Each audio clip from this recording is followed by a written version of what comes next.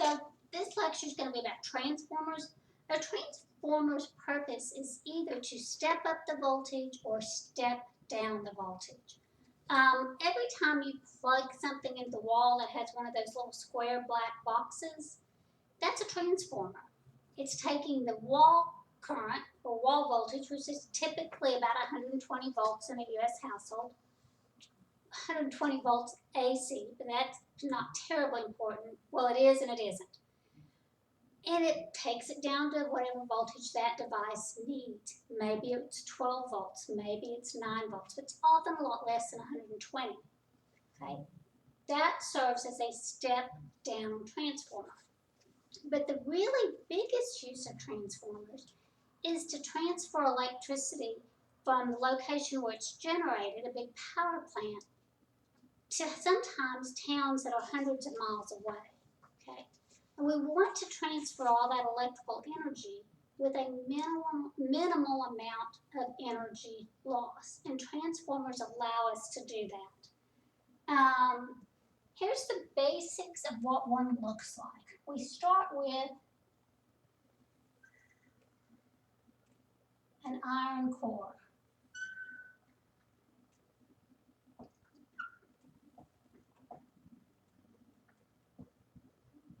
The reason we use an iron core is magnetic field lines love to travel through iron, and if iron's available, that will help us keep our magnetic field lines where we want to be.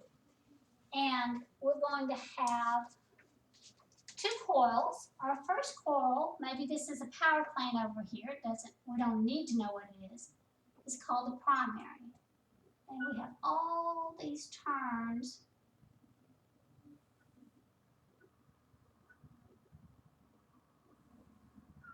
A little messy, but you get the idea. Wrapped around this. And this is some source of alternating current. I don't know how many. And I'm going to take that AC off right now. We call that the primary voltage. But what's really important is to understand that is alternating current or alternating voltage. So here's what happens. An alternating current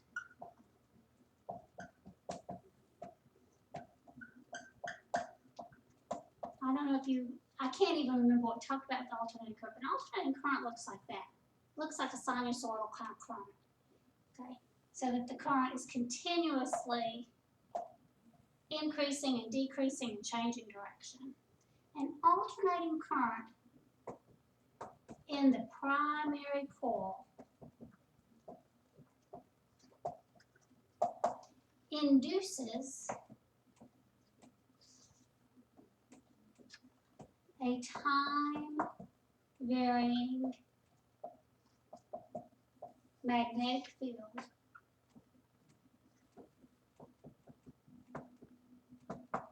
in the iron core.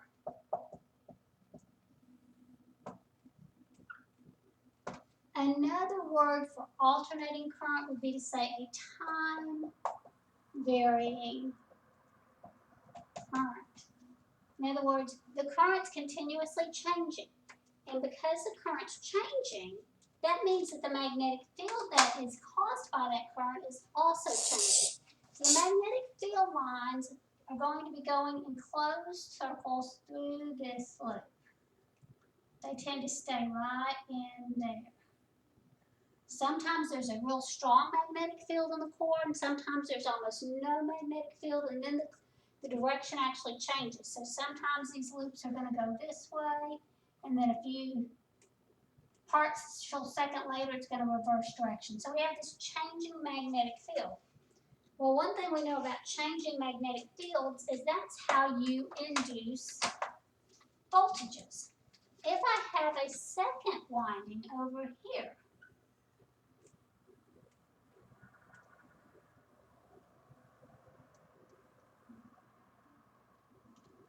that's called the secondary voltage coming off of it. There'll be a voltage difference there also. So we have a primary coil,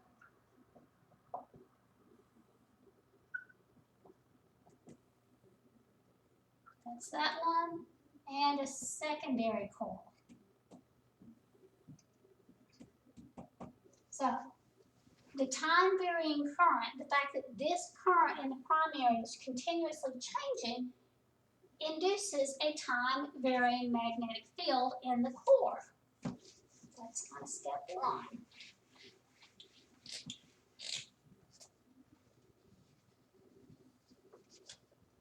Step two, the time varying magnetic field in the core induces a time varying current in the secondary coil.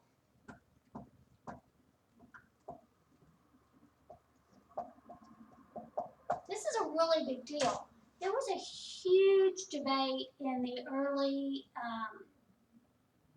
1900s, the early 20th century, about whether or not we should be trying to power our homes and our businesses with direct current or alternating current. Thomas Edison was a huge fan of direct current, and he was a very smart man, but he was completely wrong.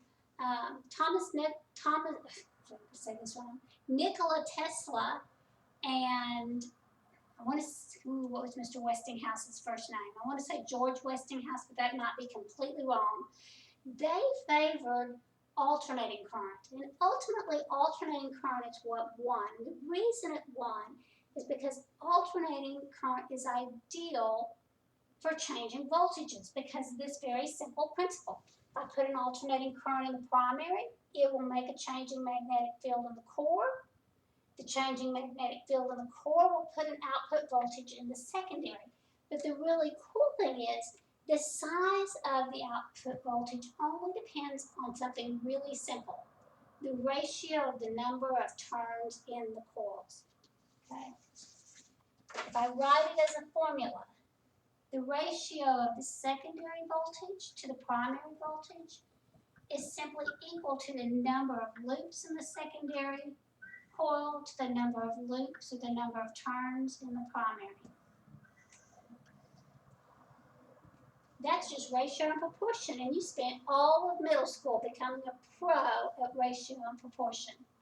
The other relationship that's also really easy is if we have an ideal transformer, there's no power loss from the primary to the secondary.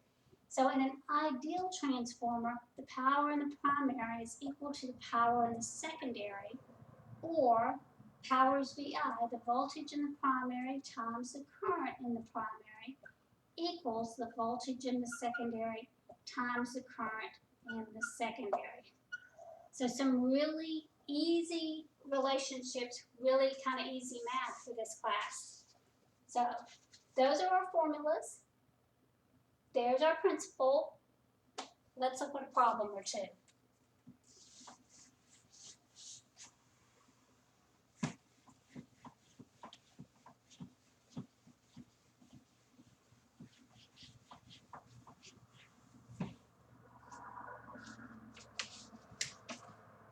This is example 29-12. It's on page 771 in your textbook.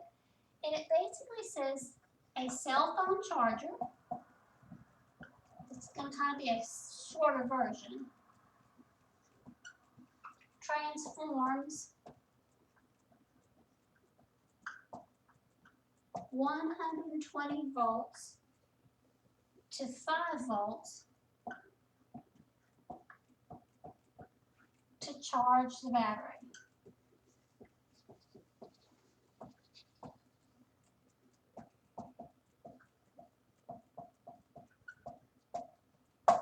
I'm going to have one of those right here.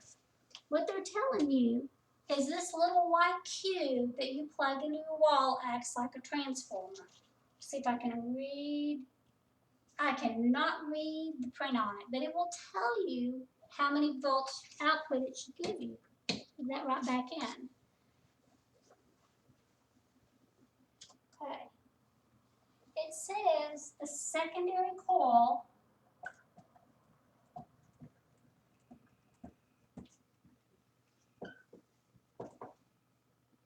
has 30 turns and supplies 700 milliamps.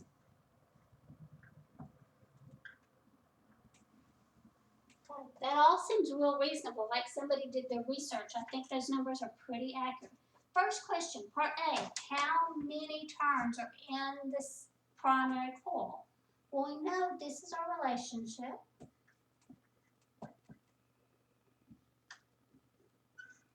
And we just fill in the parts that we know. The output voltage is 5. The input was 120. The secondary turns were 30. So what was the primary? I know the primary is more because 120 is a lot bigger than 5. I just cross multiply to solve that. And the number of turns in the primary is 720. That's an example of what we call a step-down transformer. It took 120 volts, stepped it down to 5 volts. Okay. The second question, part B, wants to know what's the current in the primary?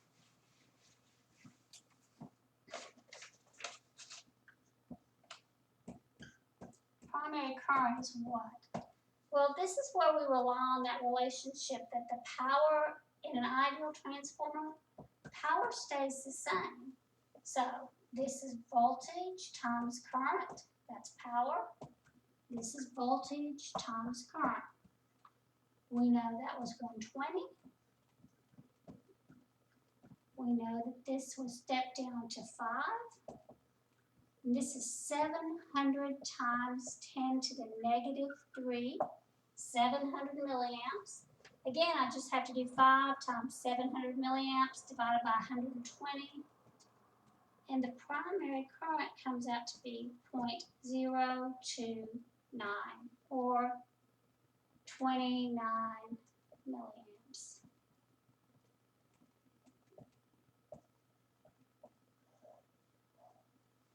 Again, the math on these is really pretty straightforward. As long as you understand what's in the primary and what's in the secondary, you shouldn't have any trouble. And the third one said, well, how much power was transformed? That just is the power. And it doesn't matter whether we use the secondary or the primary. If I want to know the power, I'm going to use the secondary. And the only reason I'm using the secondary is there's no way I can get this wrong. They told me the voltage in the secondary, they told me the current in the secondary. So even if I messed up someplace else, this ought to be right. That's 5 volts. That's 700 times 10 to the negative 3 amps. It's 3.5 watts. Not a lot of power. I wouldn't expect a cell phone charger to require a lot of power. I'm going to do one more example out of your textbook, and this really exemplifies one of the reasons we use alternating current to power our homes, because it's really important if we want to avoid energy loss. You can get the same power as this. Let me show you something.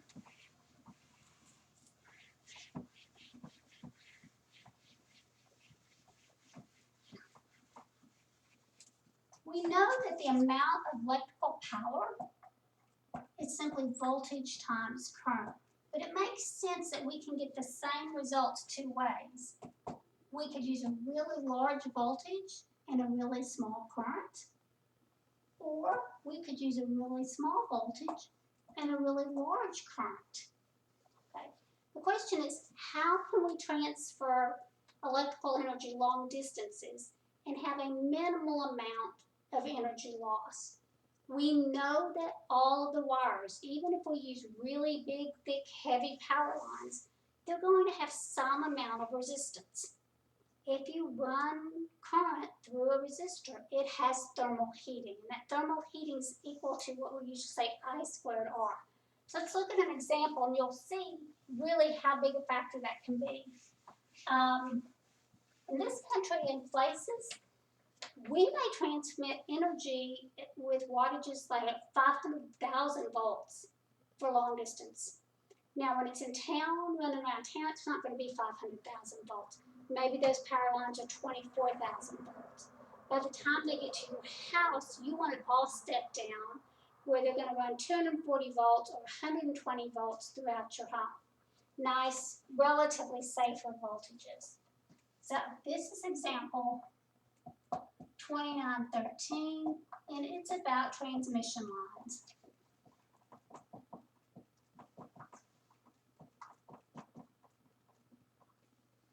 It says that an average power, or an average of 120 kilowatts of power is sent from a power plant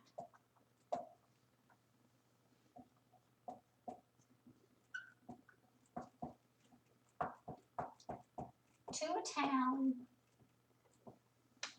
10 kilometers away. These transmission lines that they're using have a total resistance of 0.40 ohms. So less than 1 ohm of resistance. That can't really cause much trouble, surely. They want us to calculate how much power is lost.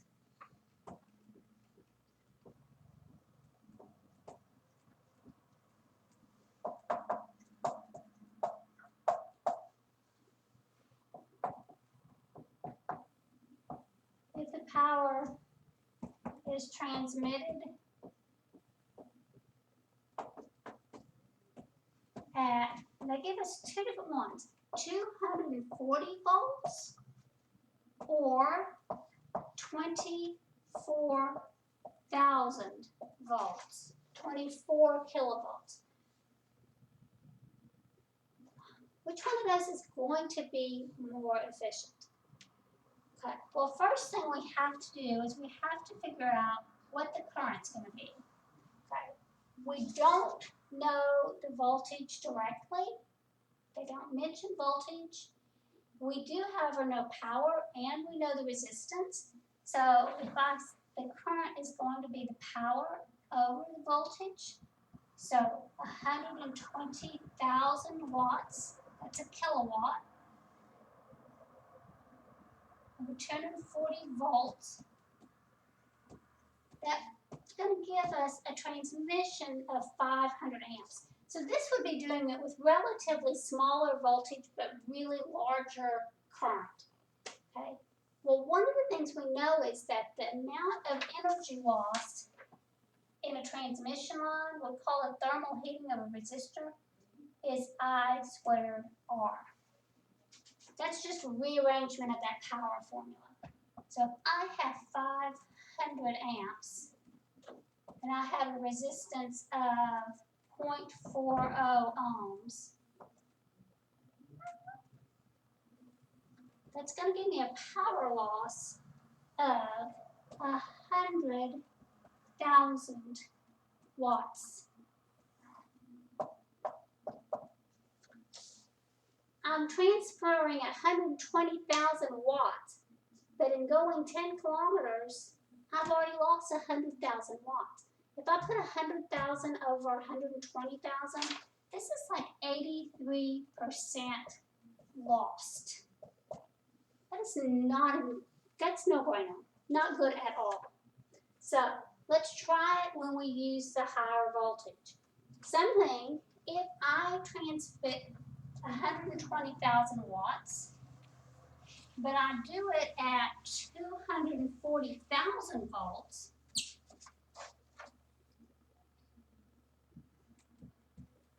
I mean, sorry, 24,000 volts, not 240, 24,000 volts, it's 5 amps. It's a much, much smaller current. So my power loss due to thermal heating, I squared R, is 5 squared times 0.4.